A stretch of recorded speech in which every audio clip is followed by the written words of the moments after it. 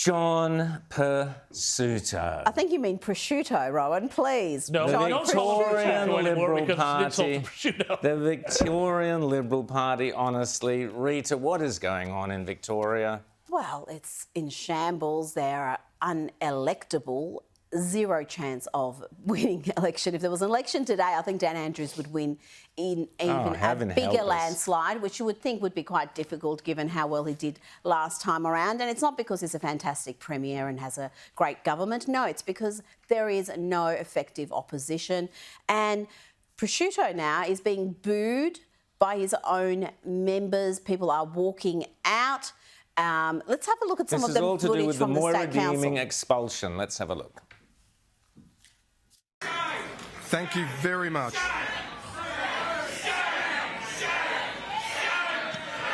Order, order, order.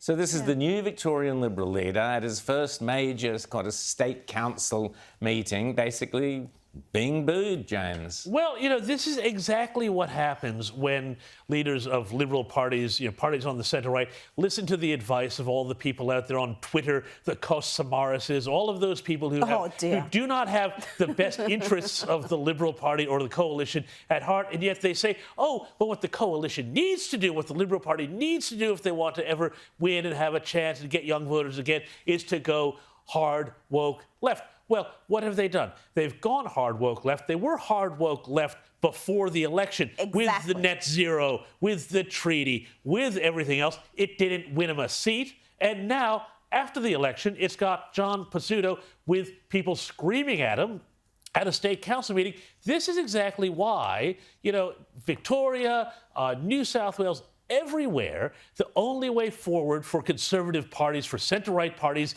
is to be conservative, be centre-right, and not play the Me Too game. That's what Pursuto has done, and he's angered everybody.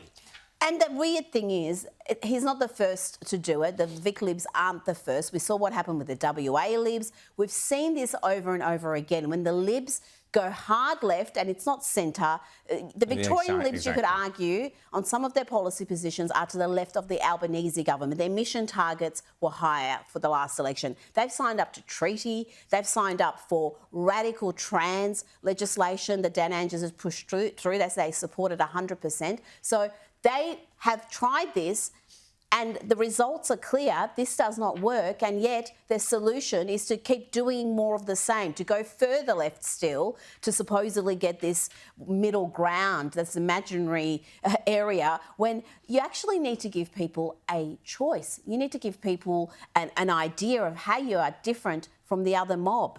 And this is why, Rita and James, it is so important that Peter Dutton is now leading the federal Liberal Party in a more conservative manner, saying no to the Voice, talking about nuclear power, hopefully walking away from net zero before too long.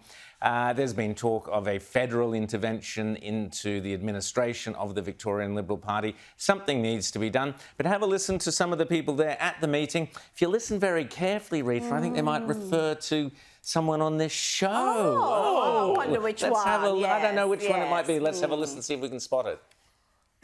Rowan Dean says it's a war on women, and he's quite right about that. It is.